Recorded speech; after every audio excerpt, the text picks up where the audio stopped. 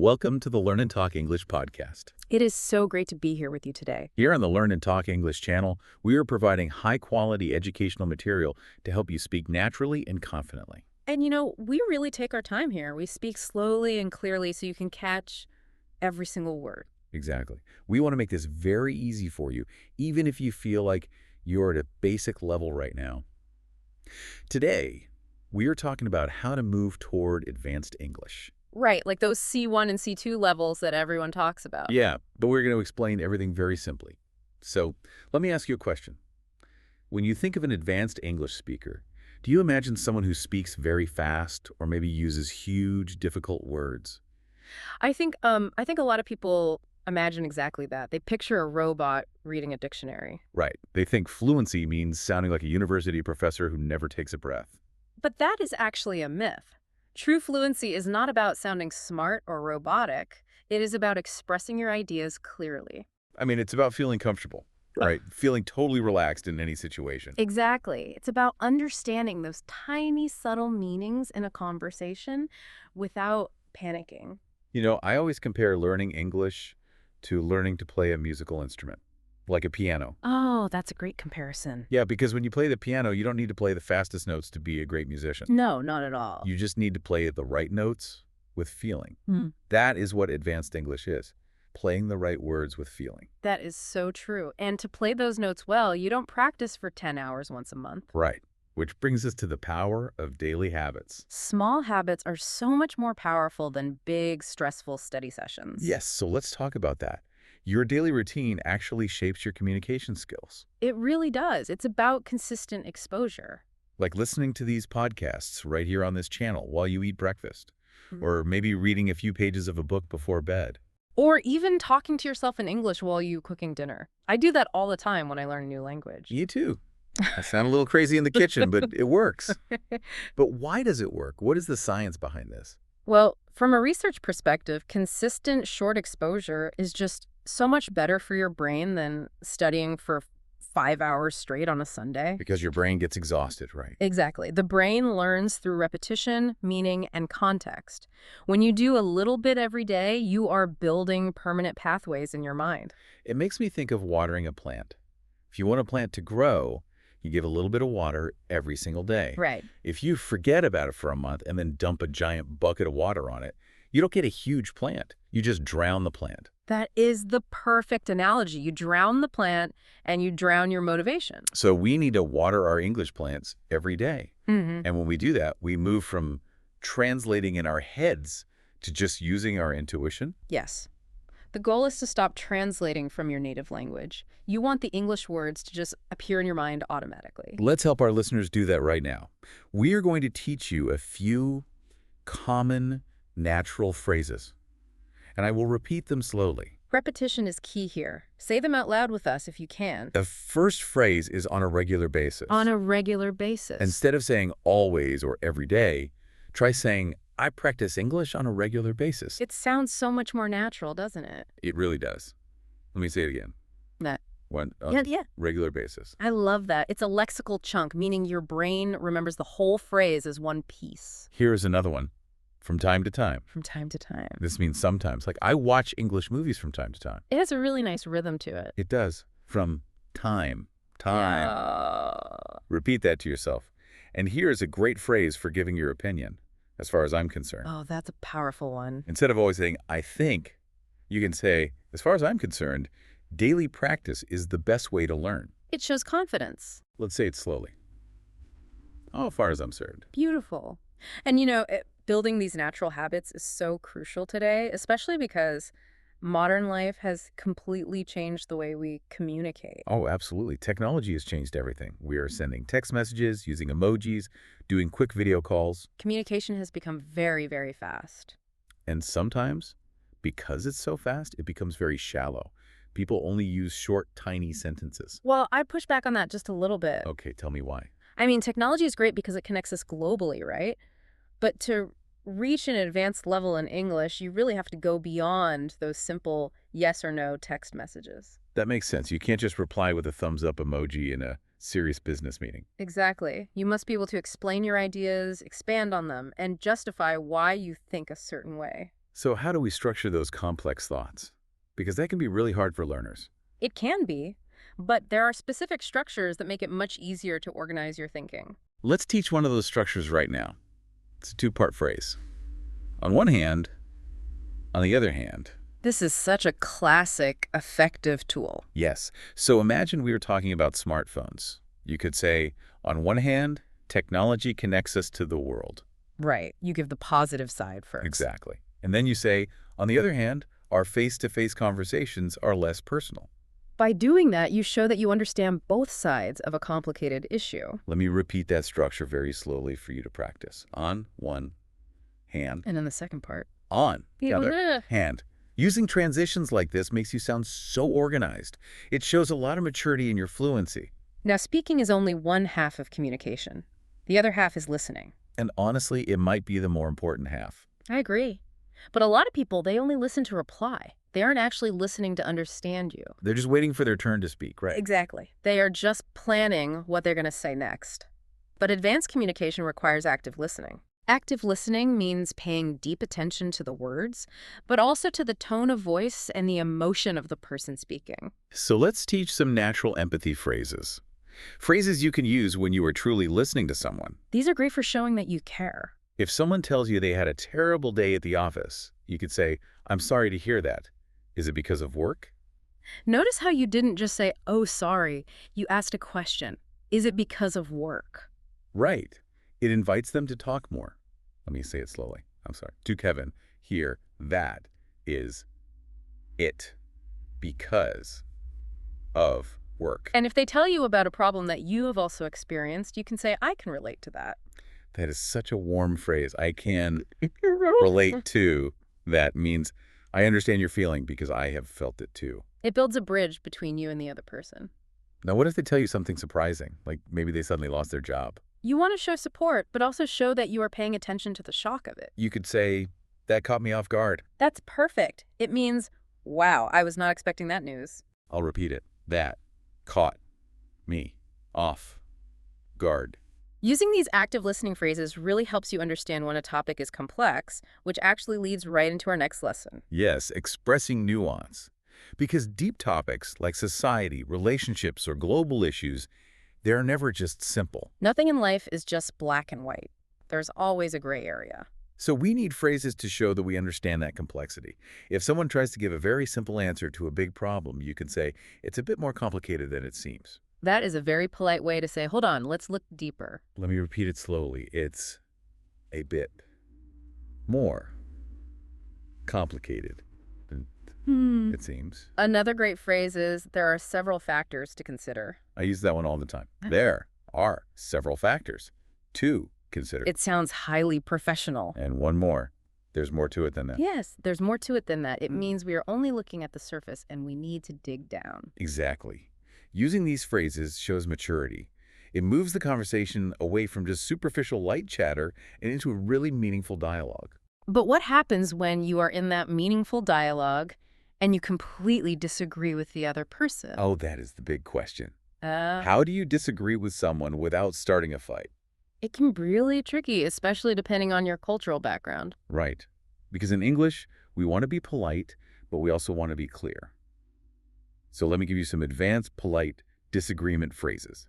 These are essential for the workplace or university. Instead of saying, you are wrong, try saying this. I see your point, but I'm not completely convinced. Listen to how soft that is. I'm not completely convinced. Let's say it slowly. I see Yeah. your point, but I'm. not completely convinced. It tells them you are listening, but you have doubts. Here is another one. That's an interesting perspective, though I'd interpret it differently. That is such a high-level sentence. You are acknowledging their view as interesting. But then you say, you see it another way. Let's practice. That's that. Interesting. Perspective, though. Interpret it. Up differently. And if you want to be very respectful, you can say, I respect your opinion, but I have a slightly different take. A slightly different take. That just means a different opinion. Yeah. Let me say the whole thing slowly.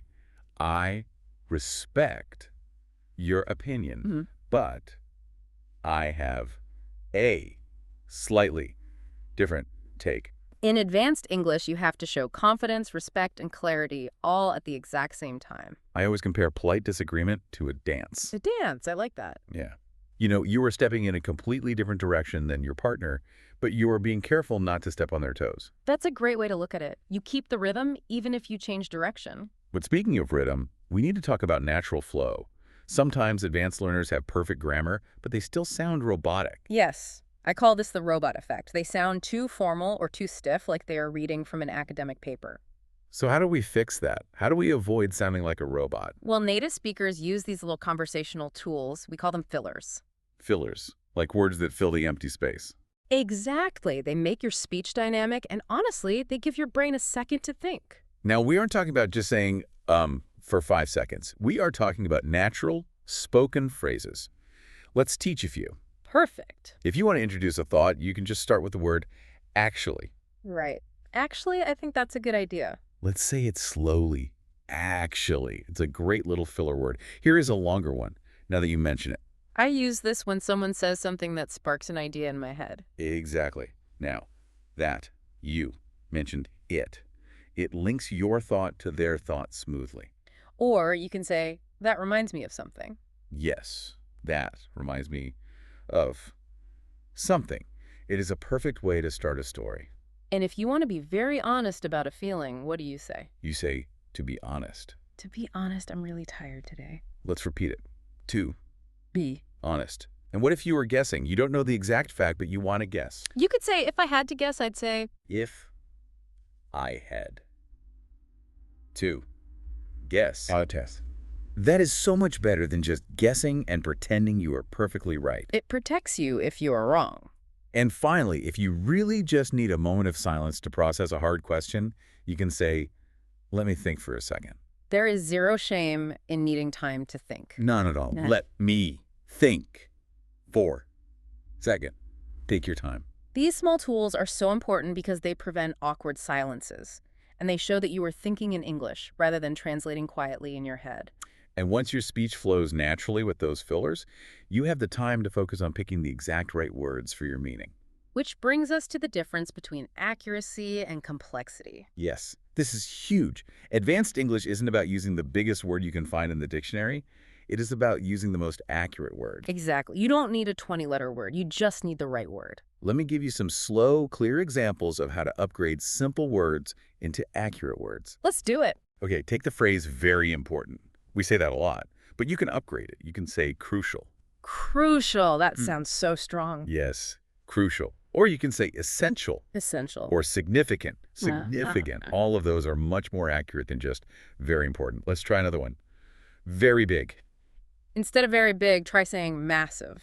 Massive, yes. Yeah. Or enormous. Enormous. Substantial. That's a great one for business. A substantial amount of money. Substantial. Let's go the other direction. What about very small? You could use tiny. Tiny or minimal. Minimal is great when talking about risk. The risk is minimal. Exactly. Minimal or limited. Limited. These precise choices just make your speech so much richer and clearer for the listener. Let's do one more upgrade. Instead of saying I don't like it, which sounds a bit basic, You could say, it doesn't appeal to me. it doesn't. Be built.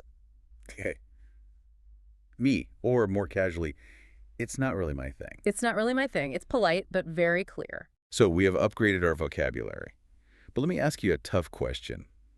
What do you say when you simply don't know the answer? Oh, this happens all the time. People panic when they don't know. They really do. But you shouldn't panic.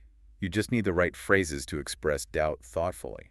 Admitting you don't know something actually makes you sound more confident. It shows high emotional intelligence. So let's learn a few phrases. If you are only guessing, you can say, I'm not entirely sure, but I think. I'm not entirely sure, but I think. It's a great safety net. Let's try another one. It's hard to say for certain, although my best guess is. That is a very professional way to say you are guessing. Let me repeat it slowly. It's hard to say for certain, although my best guess is. Yeah, and if you are looking at the evidence but you aren't 100% positive, you can say, as far as I can tell, it seems likely that. As far as I can tell, Ah. it seems likely that. Using these soft phrases shows that you are comfortable with uncertainty. And right now, Feeling uncertain is just a universal human experience. Which brings us to our next topic, handling the fast pace of modern life. Oh, this is a topic everyone can relate to. The stress, the long hours. Yes, the universal feeling of being totally overwhelmed by work, family, and modern pressures. Knowing how to talk about this naturally is a great way to connect with people. So let's teach you some phrases to describe stress and time management. Instead of just saying, I am busy, you can say, I've been juggling multiple responsibilities lately. Juggling multiple responsibilities. It paints a picture of someone trying to keep a bunch of balls in the air at once. It really does. Let me say it again. Yeah. I've been Yeah. juggling multiple responsibilities lately. Or if you feel like you never have enough hours in the day, you can say, I feel like I'm constantly racing against time. Racing against time. That is such a natural metaphor, I feel, it's like constantly. Racing against time. And when you finally need a break, you say, I'm trying to slow down and reset my priorities. Reset my priorities. Meaning, figure out what is actually important. I'm trying. Trying to slow and reset my priorities. And if someone asks how you are doing during a crazy week, you can say, life has been hectic, but I'm managing. Hectic is a great word for busy and chaotic. Life has Yeah. been hectic, but I'm managing. You know, dealing with all that stress requires a lot of motivation, but motivation isn't always enough when you are learning a language. Right, because motivation goes up and down. What you really need is consistency. Exactly. Fluency comes from discipline. Let's teach a grammar structure that advanced speakers use to talk about discipline and consistency. It's the more structure. This is a beautiful piece of grammar. So, for example, the more I practice, the more confident I feel. You see how the two sides balance action and result. Let me repeat it. The more I practice, the more confident I feel. Or you could say, the more I challenge myself, the more progress I notice. The more I challenge myself, more progress I notice. It's such a satisfying way to build a sentence. But, sometimes we put in all that effort and we don't see the progress right away. That is the hardest part of personal growth. So I want to teach you a deep, encouraging phrase about progress.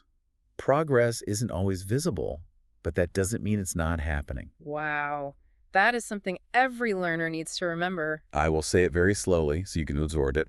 Progress isn't always visible, but that doesn't mean it's not happening. Another way to say that is growth often happens beneath the surface. Growth often happens beneath the surface. I like to compare learning English to a bamboo tree. A bamboo tree? How so? Well, when you plant a bamboo seed, you water it for years, 1 year, 2 years, 3 years, and you see absolutely nothing. It stays underground. It's just growing its roots in the dark, right? Exactly. It is building a huge root system beneath the surface. And then suddenly, in the 5th year, it shoots up into the sky incredibly fast. That is such a perfect way to describe language learning. You are building the roots right now by listening. Yes, you are building your roots. And eventually, you will shoot up and be able to do the most advanced thing in any language. Tell a story. Storytelling really is the ultimate test of fluency, isn't it? It is. Because when you tell a story, you have to use everything at once. Vocabulary, pacing, emotion. It's a lot to manage. So I'm going to give you a simple 4-step structure for telling stories in English. Grab a pen if you are listening. This is highly useful. The 4 steps are: set the scene, describe the emotion, explain the conflict, share the insight. Let's walk through the phrases for each step. To set the scene, you invite the listener in. You say, let me tell you about something interesting. Let me tell you about something interesting. Then you build the tension to show the conflict. I'll never forget the moment when. I'll never forget the moment when. Then you share the insight, the lesson you learned. Looking back, I realized that. Looking back, I realized that. And to finish the story smoothly, you say, eventually, I figured things out. Eventually, I figured things out. That creates a really satisfying ending. Now, to make that story really great, you need good emotional vocabulary. Basic learners usually just say they are happy, sad, or angry. Right. But advanced learners use layered, highly specific emotions. We call this emotional granularity. So let's expand your emotional vocabulary right now. Instead of just happy, let's find better words. If you feel deeply peaceful and satisfied, you aren't just happy, you are content. Content. Let's repeat that. Content. Or if you achieved a big goal, you feel fulfilled. Fulfilled. That is a beautiful word. fulfilled. And if you are just in a really fun, energetic mood, you can say you are in high spirits. In high spirits. Well, let's look at sad. If you failed a test, you aren't just sad, you are downhearted, Downhearted, or maybe discouraged. discouraged. And if you are exhausted from feeling sad for a long time, you are emotionally drained. Emotionally drained, like a battery with no power left. Exactly, emotionally drained. Now what about angry? If you are annoyed because something is blocking your progress, you are frustrated. Frustrated. I feel that when my computer breaks. Frustrated. If it is a smaller annoyance, you are irritated. Irritated. And if you feel deeply angry because something was unfair, you are resentful. Resentful. Now, sometimes emotions are mixed. You feel two things at once. How do you describe complex emotions? You can say, I feel conflicted about that. Conflicted. It means part of you feels one way and part feels another. I feel conflicted about that. Or, if you are hopeful but still careful, you say, I'm cautiously optimistic. Cautiously optimistic. That is a great phrase for the workplace. No. Cautiously optimistic. And if you are in a situation that is too difficult for your current skills, you say, I'm feeling a little out of my depth. Out of my depth, like swimming in water that is too deep. I'm a ladle. Yeah. Out. Off You my depth. know, this kind of emotional intelligence isn't just for your personal life. It is absolutely critical in the professional world as well. Oh, completely. Using English at work or at university requires a totally different tone. Especially when it comes to persuasion. Right. Professional persuasion is not about arguing loudly. It's about a logical presentation of your ideas. It's about presenting evidence calmly. So here are some persuasive structures you can use. Instead of saying, I think we should, say, one reason I believe this is because... Notice how that shifts the focus to the reason. Let me repeat it. One, reason I believe this is because... Or you can rely on your experience by saying, based on what I've observed. Based on what I've observed. That sounds incredibly professional. Based on what I've observed. And if people are getting too theoretical, you can bring them back to reality by saying, from a practical standpoint. From a practical standpoint. But presenting ideas is only part of the job. Giving feedback is usually much harder. Yes. How do you tell someone they made a mistake without hurting their feelings? You have to protect their boundaries while still fixing the error. Let's teach some polite feedback phrases. Instead of saying, you did this wrong, say, one thing that could improve is... It completely removes the personal blame. Let's say it slowly. One thing that could improve. Another great strategy is to ask a question instead of giving a command. Have you considered trying? Have you considered trying? Have you considered trying? It makes them feel like part of the solution. Exactly. And you can also encourage them by saying, with a few adjustments, this could be even stronger. With a few adjustments, this could be even stronger. With a few adjustments, this could be even stronger. But what if a mistake happens because of a misunderstanding? Then you need to fix the misunderstanding calmly, without pointing fingers.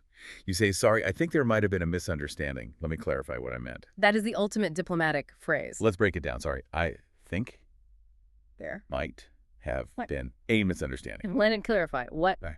meant. And to finish that interaction, you say, let's make sure we're on the same page. On the same page. It means we agree and understand each other. Let's And make sure we're space. Same page. Of course, getting on the same page can be tricky because native English speakers don't always say exactly what they mean. Oh, this is the hardest part for learners. Reading between the lines.